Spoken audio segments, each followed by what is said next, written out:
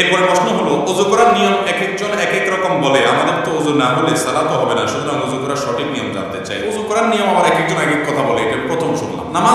নামাজের মাসআলা নিয়ে অনেক মতপার্থক্য আছে, অনেক গন্ডগোল ঝামেলা আছে। ওযু নিয়ে ঝামেলা আছে আমি তো জানি না, প্রায় সবই এক। তারপরে তিনি জানতে চাইছেন ওযুর সুন্নাত তরিকা হলো, আপনি প্রথম দুই হাতের কবজি পর্যন্ত ধোবেন, দুই হাতের কবজি পর্যন্ত 3 বার ধোবেন। এরপরে পানি নিয়ে 3 বার কুলি করবেন। কয়বার কুলি করবেন? 3 বার। কুলিটা করার সময় ভালো করে মুখের ভিতরে পানিটাকে নাড়া দিয়ে সম্ভব একটু গড়গড়া করবেন। গড়গড়া করতে না পারলে অন্তত ভালো করে নাড়া দিবেন 3 বার। 3 বার নাকে পানি দিবেন। নাকে পানি দেওয়ার ক্ষেত্রে ইস্তিনসার সুন্নাত, ইস্তিনশাক এবং ইস্তিনসার এগুলো হলো সুন্নাত। তো এই নাকে পানি দেওয়ার ক্ষেত্রে যে নির্দেশ, সেটা বাস্তবায়নটা এভাবে হবে যে হাতের কোষে পানি নিয়ে নাকের কাছে ধরে হালকা করে টান দিবেন। জোরে টান দিলে আবার মাথা ধরে যাবে। একদম হালকা, বা নাককে চুবায় ধরে ডুবায় ধরে, যাতে করে ভিতরে পানি যায়। এরপরে নাক পরিষ্কার করবেন। এভাবে 3 বার করা কি সুন্নাত। এরপর আপনি 3 বার আপনার মুখ ধোবেন। কয়বার ধোবেন? 3 বার। এই 3 বার ধোয়ার সময় পানি নেবেন অল্প, ডলবেন বেশি, ডলতে হবে বেশি। বিশেষ করে কপাল, এই যে কানের লতি, গোড়া, এগুলো একটু বেশি ডলা লাগে, কারণ এই জায়গাগুলো বর্ডার তো শুকনা থাকে যাওয়ার সময়, তো এগুলোকে ভালো করে ডলতে হয়। নবী করিম সাল্লাল্লাহু আলাইহি ওয়াসাল্লাম ওযুর ক্ষেত্রে বারবার বলেছেন, আসবিগুল ওযু, তোমরা ওযুকে পরিপূর্ণ করো। আকমিলুল ওযু, তার মানে ওযুটাকে ভালোভাবে করতে হয়। এই ভালোভাবে ওযু মানে কি? ভালো ওযু মানে হলো সুন্দর করে ডলা। পানি অল্প নিলে ডলতে হবে বেশি। 3 বারের জায়গায় 4 বার 5 বার ধোবেন না।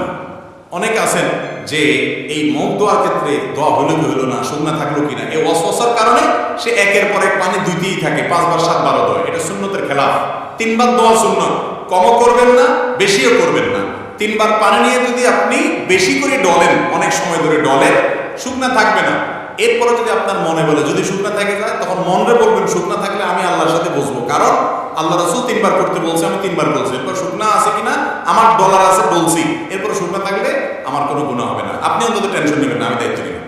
যদি আপনি ডলারটা সুন্দর মতো করেন আর 3 বার দন, শুকনা যদি আসে এরকম মনে হয়, বুঝবেন এটা ইবলিসে আপনারা দিয়ে পানি অপচয় করাবে, নামাজের জামাত ছুটাবে, আপনাকে ক্ষতিগ্রস্ত করবে নেক্সট সুরতে।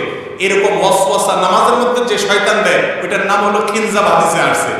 ওটা বিশেষ এক টাইপের ইবলিস আছে, যে মানুষের নামাজের মধ্যে বিশেষ করে যত রকম ওয়াসওয়াসা আছে সেগুলো দেয়। এই জন্য এটা ওই ইবলিসের কথা শুনবেন না। যদি মনের ভিতরে ওয়াসওয়াসা আসে, বুঝুন ইবলিস হাজির হয়ে গেছে। আপনার ওযুতে বেশি পানি নষ্ট করায়, বেশি সময় নষ্ট করায় আপনাকে ক্ষতিগ্রস্ত করবে। আপনার মনে হবে যে 3 বারের জায়গায় আমি 5 বার দিতেছি, আমি তারা বেশি ভালো করতেছি। বেশি ভালো, বেশি ভালো। এই বেশি ভালো তো ভালো না। বেশি ভালো কি ভালো? ভালো না। তাহলে কয়বার দিতে হবে? 3 বার। এই 3 বার দেবেন। দাড়ি যদি পাতলা হয় তাহলে একবারে গোড়া পর্যন্ত যেন যায়, এরকম পানি দিয়ে চেষ্টা করবেন আপনার গোড়া পর্যন্ত পানি পৌঁছানো গেল এটা। এরপরে 3 বার হাত ধোবেন। এই হাত ধোয়ার ক্ষেত্রে আগে ডান হাত ধোবেন, সবাই তো ডান দিয়ে শুরু করি আমরা আলহামদুলিল্লাহ। এই কোণে পর্যন্ত ভালো করে ডলবেন, পানি নেবেন অল্প। এরপরে 3 বার বাম হাত ধোবেন, শেষ। শুরুতে বিসমিল্লাহ বলবেন, বিসমিল্লাহ বলে করবেন। আরেকটা জিনিস হয়ে গেছে, মেসওয়াক, গুরুত্বপূর্ণ জিনিস। ওযুতে শুরুতে আপনি কি করবেন? মেসওয়াক করবেন। মেসওয়াক তো এখন আমাদের আর নাই, হারায় গেছে। কয়জনের পকেটে মেসওয়াক আছে দেখাতে পারবেন এখন? 2 জন, আর হয়তো 2-4 জন হবে। মেসওয়াক নাই, ভালো করে শুনে রাখেন। নবী করিম সাল্লাল্লাহু আলাইহি সাল্লাম বলেছেন, লাউলা আন আশুক্কা আলা উম্মতি লা আমারতুহুম বিসওয়াক, যদি আমার উম্মতের জন্য মেসওয়াকটাকে আমি কঠিন মনে না করতাম, আমি মেসওয়াক করাটাকে আবশ্যক, ফরজ ওয়াজিব করে দিতাম, অর্ডার জারি করে দিতাম, যাতে সবাই মেসওয়াক করে। কারণ মেসওয়াক এটা মুমিনের জন্য, ইমানদারের জন্য অনেক উপকারী একটা জিনিস। এটা শুধুমাত্র দাঁত পরিষ্কার করো না, এটার সাথে অনেক কিছু সম্পর্ক আছে, ইমানের সম্পর্ক আছে। ইমানের মৃত্যু যে আমলগুলোর মাধ্যমে হয়, সে আমলগুলোর মধ্য থেকে একটা হলো মেসওয়াক। মেসওয়াক বেশি বেশি করার মাধ্যমে মৃত্যুর সময় ঈমান নিয়ে যাওয়ার তৌফিক নসিব হয়। প্রিয় নবী সাল্লাল্লাহু আলাইহি সাল্লামের জীবনের শেষ আমল কোনটা জানেন?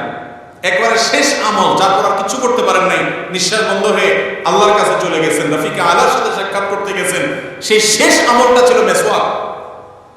নবী করিম সাল্লাল্লাহু আলাইহি সাল্লাম আয়েশা রাদিয়াল্লাহু তাআলা আনহা কোলে মাথা রেখে তিনি যখন অসুস্থ, মৃত্যুসজ্জায় শায়িত, মারা যাওয়ার ঠিক আগ মুহূর্তে, ওয়াফাতের ঠিক আগ মুহূর্তে তার মেসওয়াকটা দিয়েছেন আয়েশা রাদিয়াল্লাহু তাআলা আনহাকে।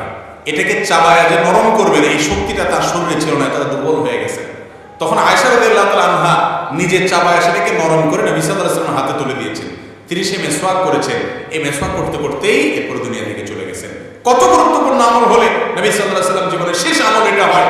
আর ইবলিস এখন আমাদের থেকে এই আমলটাকে এমন ভাবে বিদায় করেছে, হাজার হাজার মানুষের মধ্যে দু চারজন মেসওয়াক তারা করে না, ওযু করে নামাজ পড়ে কিন্তু মেসওয়াক করে না।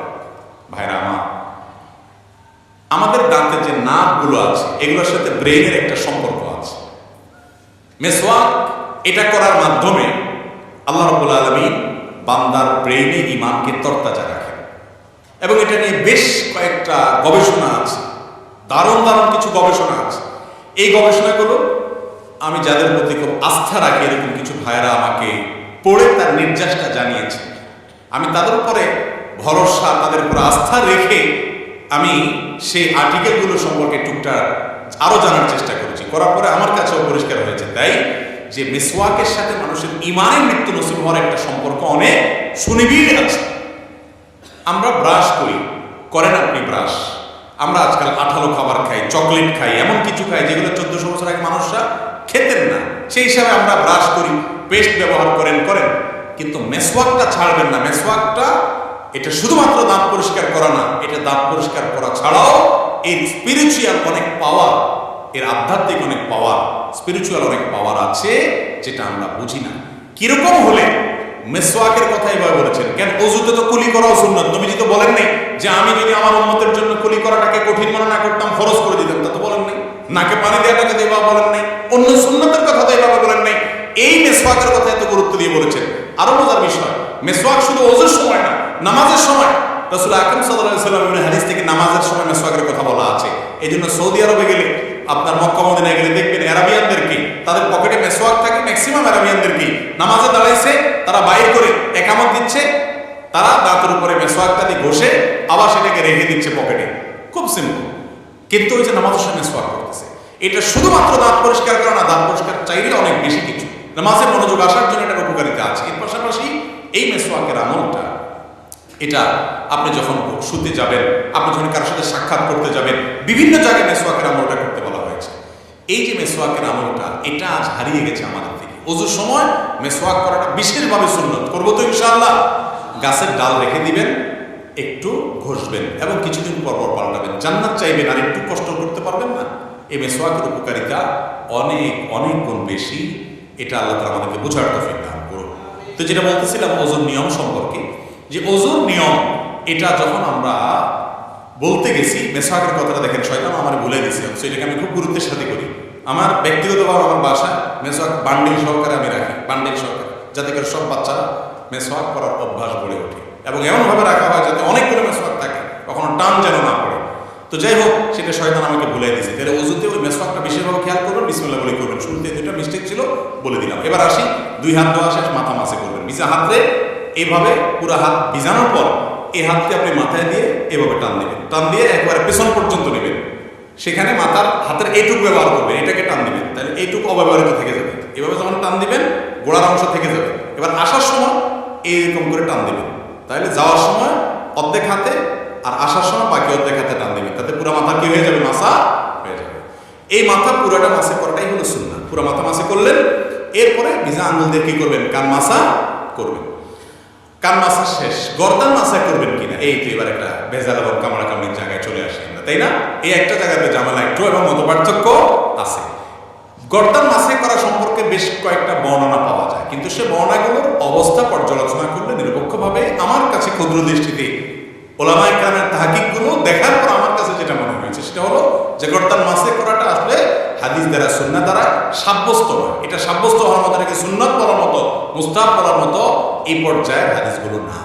কথা কি বুঝাতে পারছি? কেউ গর্দান উপরে মাসে করে, ওই যে বিভিন্ন বর্ণনা আছে সেগুলোর উপরে ইতিমাদ করে, ভরসা করে, অনেকগুলো আমাদের ফতোয়া আছে মুস্তাহাবের উপরে, তাদের ব্যাপারে আপনার হার্ডলাইন হয়ে তাদের সাথে যুদ্ধ করতে যাওয়ার দরকার নাই। আপনি যেটাকে বিশুদ্ধ মনে হয়েছে সেটার উপর আপনি আমল করবেন। যাই হোক, তাহলে মাথা মাসা করা শেষ, কান মাসা করা শেষ, বাকি রইল পাও। দোনো পাও দেবেন। পাও দেওয়ার ক্ষেত্রে নবী সাল্লাল্লাহু আলাইহি ওয়াসাল্লাম একটা বিশেষ গুরুত্ব আরোপ আছে। তিনি বলেছেন, ওয়াইলুল লিল আকাবি মিনান নার, পায়ের গিরা, গোড়া দিয়ে এগুলাকে জাহান্নামের আগুন থেকে তোমরা বাঁচাবা, কারণ এগুলো শুকনা থাকে। বিশেষ করে যে শীতের মৌসুম চলতেছে, এখন তো আমরা 4G গতি রুজু করি, শীতের সময় ফরজিগত রোজু চলে না। মসজিদের অজুখানাগুলোতে দেখবেন গরমের সময় সিরিয়াল পড়ে যায়, যে অজু করতে একবার চান্স পায় সে আর উঠতে চায় না, বিশেষ করে জোহরের অজু, যত পানি ডালে তত শান্তি। আর শীতের সময় দেখবেন যে অজুখানাতে মাগরিবের সাথে তো অজুখানাতে কোনো মানুষই পাওয়া যায়, সবাই আসরটা দিয়া রেডিমেড একদম এসা পর্যন্ত কমপ্লিট করে, ঠিক না? ঠিক। এই যে শীতের সময় অজু আমরা তাড়াহুড়ো করে করি, শুকনা থেকে যায়, ত্বক শুকায় থাকে। শীতে আপনি ত্বকের যত্ন নেন, অজুরও যত্ন নিতে হবে। এই জন্য বিশেষভাবে পা ডোলে ডোলে ভালো করে গিরা করে এগুলো ধুতে হবে এবং চিপা চাপাগুলোতে আঙুলের খেলাল করতে হবে।